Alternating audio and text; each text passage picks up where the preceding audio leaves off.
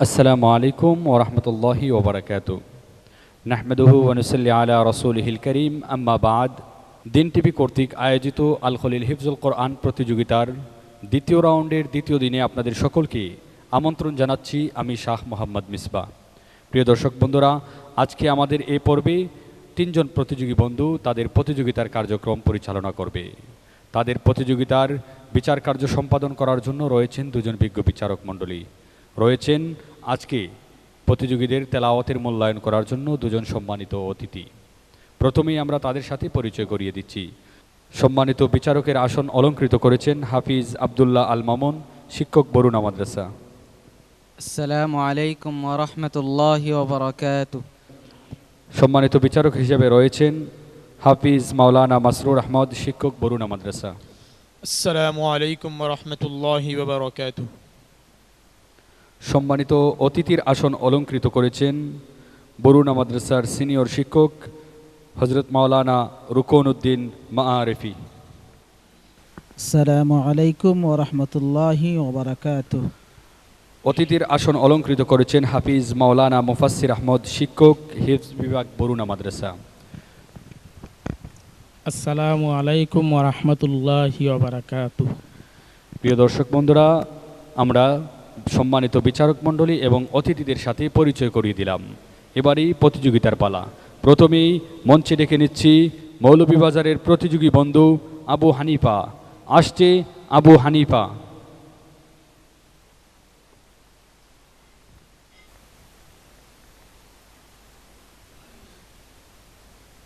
আসসালামু আলাইকুম ওয়া রাহমাতুল্লাহি ওয়া বারাকাতুহু। ওয়া আলাইকুম আসসালাম ওয়া রাহমাতুল্লাহি ওয়া বারাকাতুহু। আবু হানিফা, কেমন আছো? আলহামদুলিল্লাহ, ভালো আছি। উস্তাদ জি, আপনি কেমন আছেন? জি আলহামদুলিল্লাহ ভালো আছি। জি আমাদেরকে একটু তিলাওয়াত করে শোনাও। আউযু বিল্লাহি মিনাশ শাইতানির রাজীম। বিসমিল্লাহির রহমানির রহিম। ওয়ালিল্লাহি মুলকুস সামাওয়াতি ওয়াল আরদ ওয়াল্লাহু আলা কুল্লি শাইইন কাদির। إن في خلق السماوات والأرض واختلاف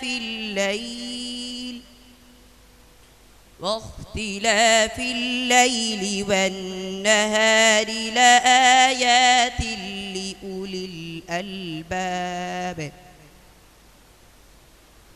الذين يذكرون الله قياما وقعودا وعلى جنوبهم ويتفكرون في خلق السماوات والأرض ربنا ما خلقت هذا باطلا سبحانك فقنا عذاب النار ربنا إنك من تدخل النار فقد أخزيته وما للظالمين من أنصار ربنا إننا سمعنا مناديا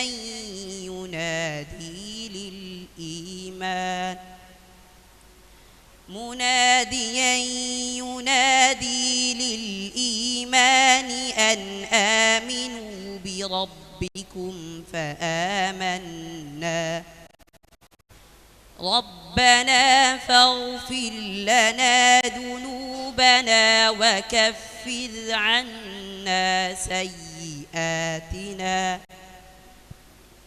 وكفر عنا سيئاتنا وتوفنا مع الأبرار.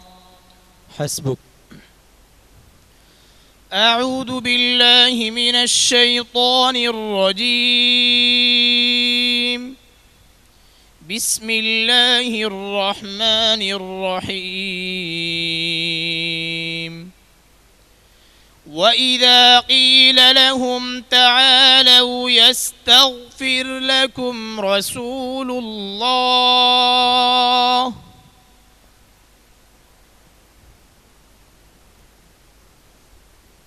أعوذ بالله من الشيطان الرجيم. وإذا قيل لهم تعالوا يستغفر لكم رسول الله لووا رؤوسهم ورأيتهم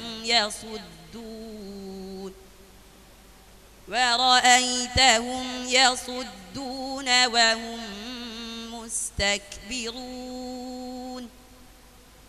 سواء عليهم أستغفرت لهم أم لم تستغفر لهم لن يغفر الله لهم إن الله لا يهدي القوم الفاسقين. هم الذين يقولون لا تنفقوا على من عند رسول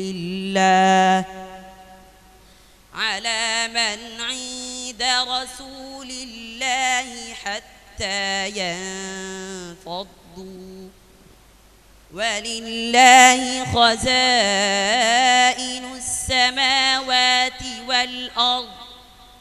والأرض ولكن المنافقين لا يفقهون.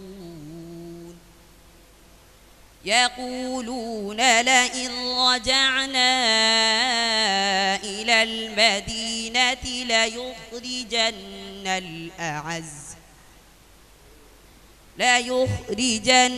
الأعز منها الأذل ولله العزة ولرسوله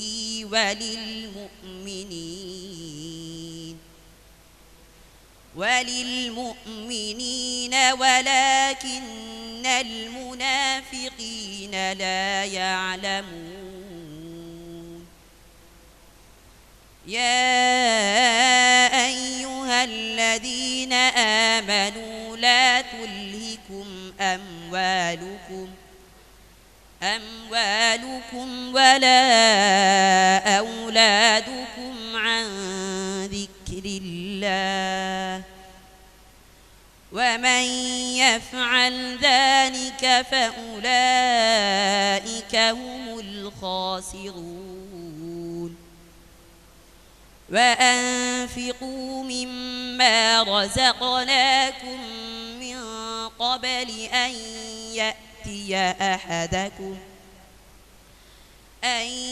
يأتي أحدكم الموت فيقول رب لولا أخرتني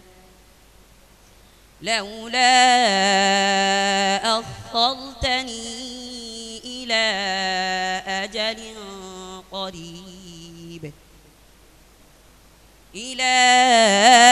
أجل قريب فأصدق وأكن من الصالحين. ولن يؤخر الله نفسا إذا جاء أجلها والله خبير بما تعملون. حسبك. صدق الله مولانا العظيم. মাশাআল্লাহ, আমরা আবু হানিফার কাছ থেকে চমৎকার তেলাওয়াত শুনছিলাম। প্রিয় দর্শক বন্ধুরা, আমরা এবারে তার তেলাওয়াত নিয়ে মূল্যায়ন শুনব বিজ্ঞ বিচারক হাফিজ আব্দুল্লাহ আল মামুনের কাছ থেকে। আলহামদুলিল্লাহ, অত্যন্ত সুন্দর তিলাওয়াত হয়েছে। আপনার জন্য অনেক শুভকামনা, সামনে এগিয়ে যান। আবু হানিফার তেলাওয়াত কেমন হয়েছে এ ব্যাপারে মূল্যায়ন করবেন আজকের সম্মানিত অতিথি হযরত মাওলানা মুফাসসির আহমদ হাফিজাহুল্লাহ। মাশাআল্লাহ, আবু হানিফা এত সুন্দর তেলাওয়াত করেছে, তার তেলাওয়াতের মুগ্ধতায় যেন আমি অদৃশ্যে চলে গিয়েছিলাম। দোয়া রাখি আল্লাহ তাআলা তাকে হাফিজে বা আমল, আলিমে বা আমল, সাথে সাথে তার বাক প্রতিভায় আল্লাহ তাআলা বারাকা দান করুন, আমিন। আবু হানিফা, তোমার জন্য অনেক অনেক শুভকামনা। প্রিয় দর্শক বন্ধুরা, আমরা তেলাওয়াত শুনছিলাম আবু হানিফার কাছ থেকে। এবারে মঞ্চে ডেকে নিচ্ছি চট্টগ্রামের বন্ধু জামিল উদ্দিন সালমানকে। আসছি চট্টগ্রামের বন্ধু জামিল উদ্দিন সালমান।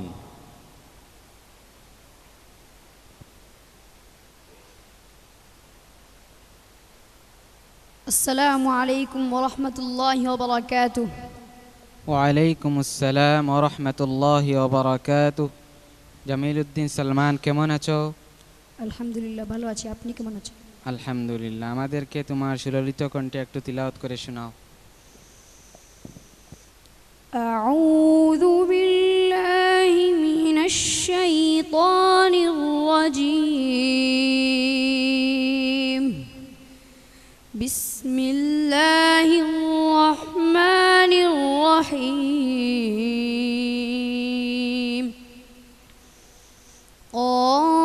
قاف والقرآن المجيد بل عجبوا أن جاءهم منذر منهم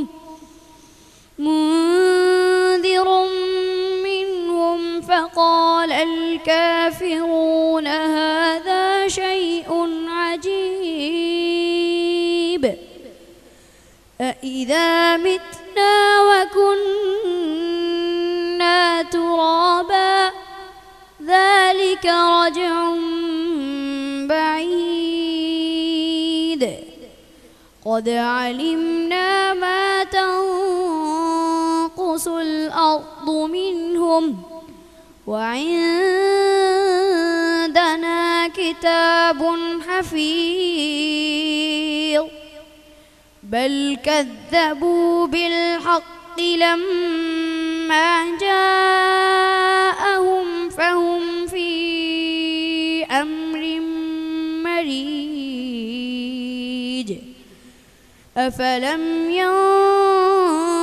ينظروا إلى السماء فوقهم كيف بنيناها وزيناها وما لها من فروج والأرض مددناها وألقينا فيها رواسي وأنبتنا فيها من كل زوج بهيج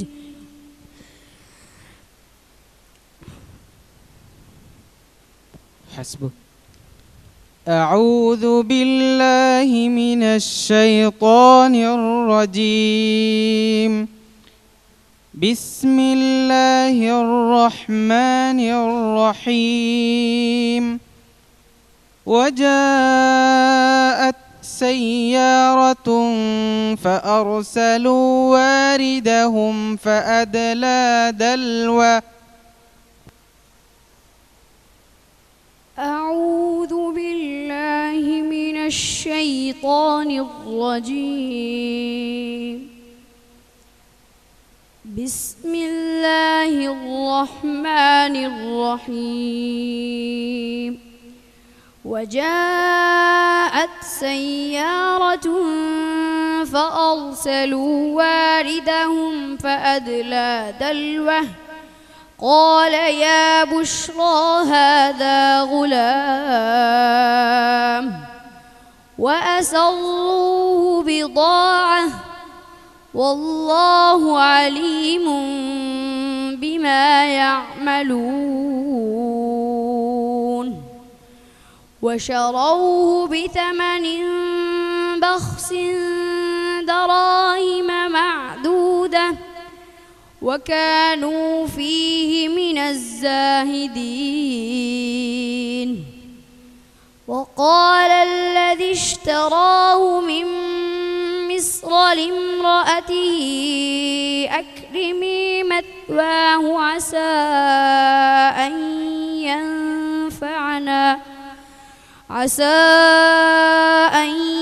ينفعنا أو نتخذه ولدا وكذلك مكنا ليوسف في الأرض ولنعلمه من تأويل الأحاديث والله غالب على أمره ولكن أكثر الناس لا يعلمون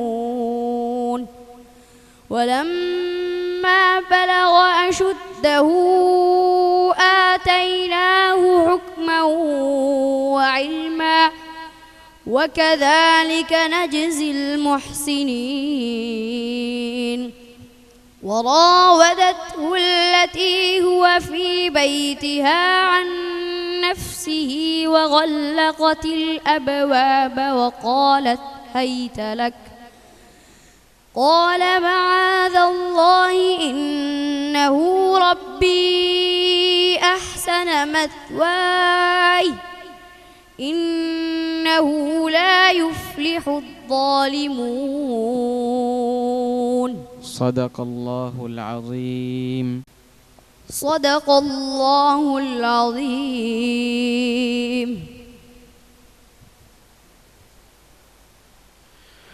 মাশাআল্লাহ, আমরা তেলাওয়াত শুনছিলাম আজকের দ্বিতীয় প্রতিযোগী জামিল উদ্দিন সালমানের কাছ থেকে। তার তেলাওয়াত নিয়ে মূল্যায়ন করবেন হযরত মাওলানা মাসরুর আহমদ বরুনা।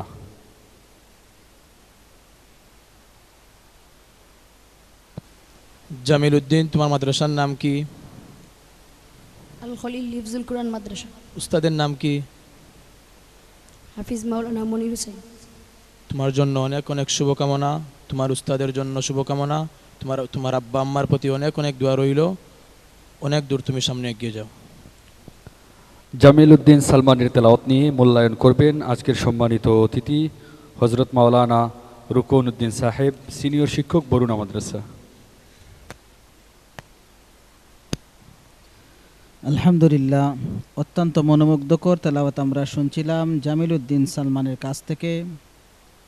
তার তেলাওয়াত শোনার পরে আমার মনে হলো যে এই রমজান মাসে কুরআন তেলাওয়াত শুনলে একটা হরফ যদি কোনো ব্যক্তি শুনে তাহলে আল্লাহ রব্বুল আলামিন তার নামায়ে আমল এক হরফের বিনিময়ে ৭০টা নেকি আল্লাহ রব্বুল আলামিন দান করেন। আমি দোয়া করি সালমান আহমদকে আল্লাহ রব্বুল আলামিন যেন বিশ্বজয়ী হাফিজ হিসাবে কবুল করেন এবং তার জন্য আমাদের সবার শুভকামনা রইল। জামিল উদ্দিন সালমান, তোমার জন্য অনেক অনেক শুভকামনা।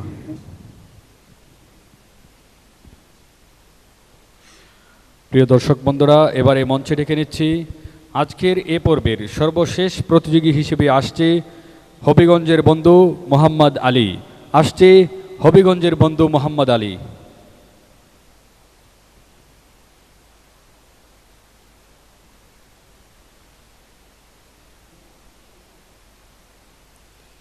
السلام عليكم ورحمة الله وبركاته।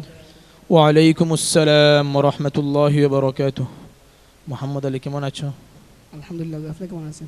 জি আলহামদুলিল্লাহ, ভালো আছি। একটু তিলাওয়াত করো। أعوذ بالله من الشيطان الرجيم. بسم الله الرحمن الرحيم. ولقد آتينا إبراهيم رشده من قبل وكنا به عالمين.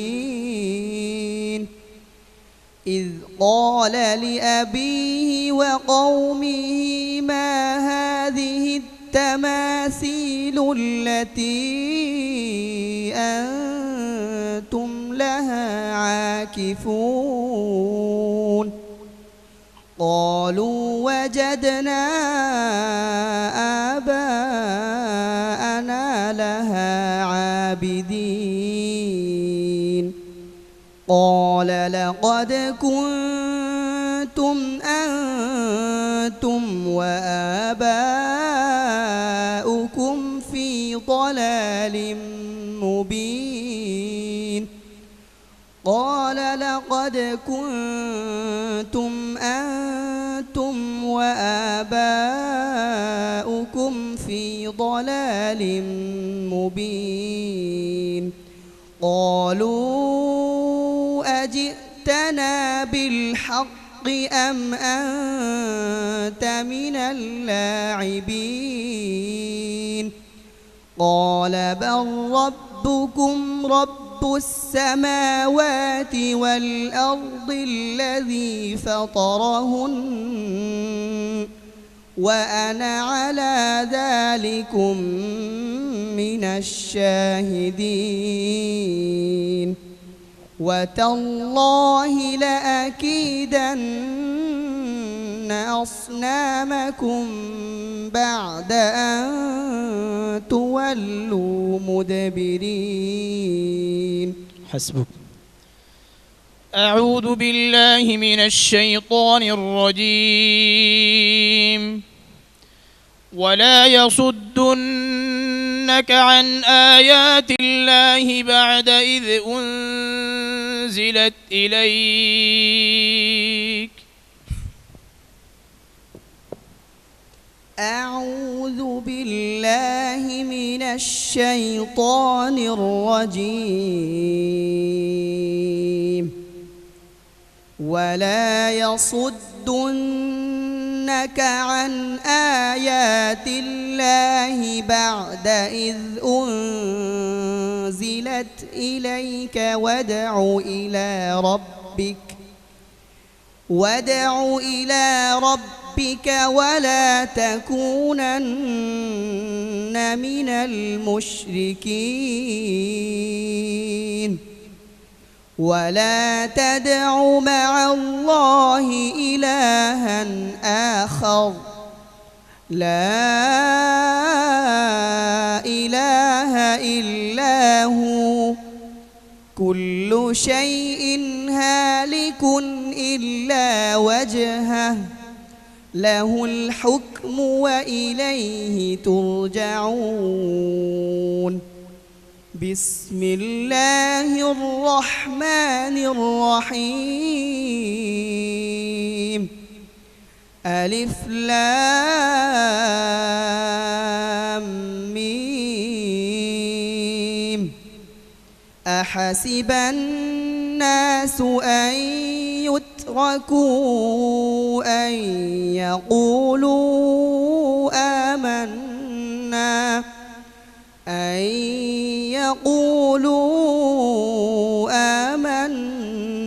وهم لا يفتنون.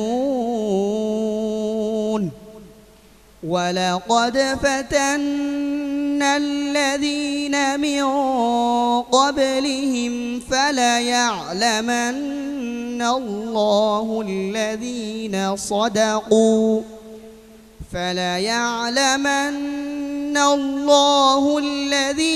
صدقوا وليعلمن الكاذبين. أم حسب الذين يعملون السيئات أن يسبقونا ساء ما يحكمون. من كان يرجو لقاء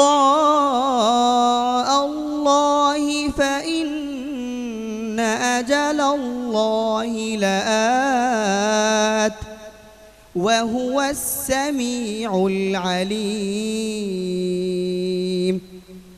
ومن جاهد فإنما يجاهد لنفسه إن الله لغني عن العالمين حسبك صدق الله العظيم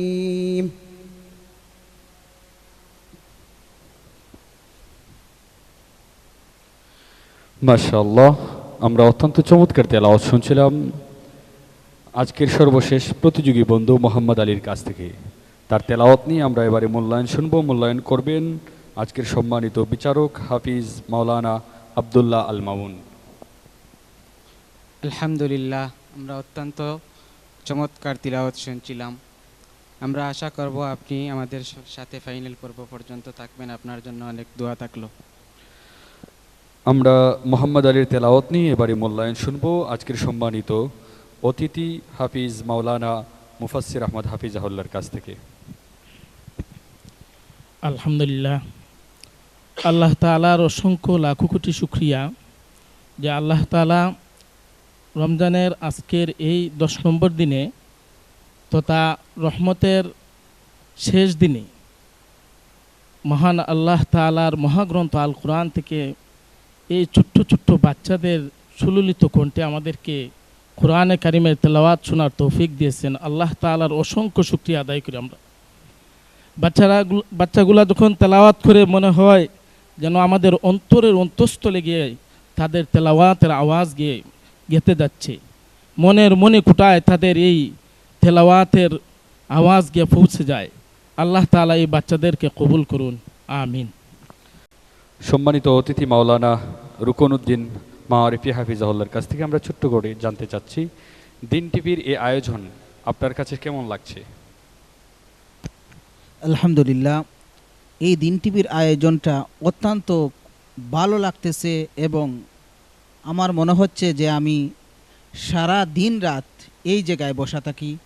বিশেষ করে আজকের এবং এই রমজান মাসের যারা ইন্তেজাম করেছেন এবং যারা দেখতেছেন, এরা এর তেলাওয়াতের সওয়াবটুকু অবশ্যই পাবেন এবং যাদের মাধ্যমে আজকের এই ইন্তেজাম হয়েছে তারাও এই কোরআনের সওয়াবটুকু পাবে এবং দিন টিভির মধ্যে যারা কাজ করতেছেন তারাও এর অংশ, সওয়াবের অংশটুকু তারাও পাবে। রব্বুল আলামিন যেন তাদের সবাইকে দিনের দায়ী হিসাবে কবুল করেন, এটাই আমি আশা রাখি। মাশাআল্লাহ, আমরা চমৎকারভাবে আপনার কথা শুনছিলাম। মোহাম্মদ আলী, আপনার জন্য অনেক অনেক শুভকামনা। প্রিয় দর্শক বন্ধুরা, দেখতে দেখতে আমরা একেবারে শেষ পর্যায়ে চলে এসেছি।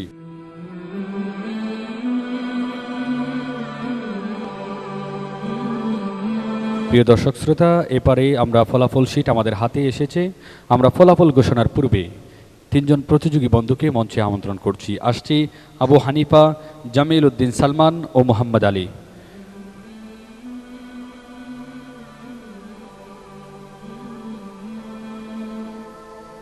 প্রিয় দর্শক বন্ধুরা, বিজ্ঞ বিচারক মণ্ডলী যে ফলাফল শীট আমাদের হাতে তুলে দিয়েছেন তার বিচার কার্যের মাধ্যমে আমরা আজকের এই মঞ্চ থেকে 2 জন প্রতিযোগী বন্ধুকে আমরা পরবর্তী রাউন্ডে অর্থাৎ কোয়ার্টার ফাইনালের জন্য আমরা নির্ধারণ করে আমাদের সাথে করে নিয়ে যাব এবং 1 জন প্রতিযোগী বন্ধুকে আজকের এই মঞ্চ থেকে আমাদেরকে বিদায় দিতে হবে। আজকের এই মঞ্চে দ্বিতীয় স্থান অধিকার করে আমাদের সাথে কোয়ার্টার ফাইনালের জন্য নির্বাচিত করেছেন বিজ্ঞ বিচারক মণ্ডলী। সে হচ্ছে চট্টগ্রামের বন্ধু জামিল উদ্দিন সালমান। দ্বিতীয় স্থান অধিকার করে আমাদের সাথে যাচ্ছে জামিল উদ্দিন সালমান। তার গলায় ইয়েস কার্ড পরিয়ে দিবেন আজকের সম্মানিত বিচারক মণ্ডলীরা।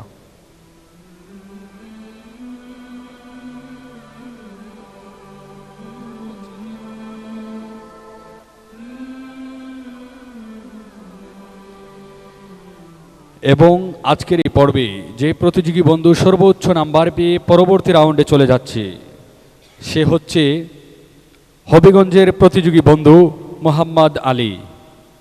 তার গলায় ইয়েস কার্ড পরিয়ে দেবেন আজকের সম্মানিত অতিথিবৃন্দ।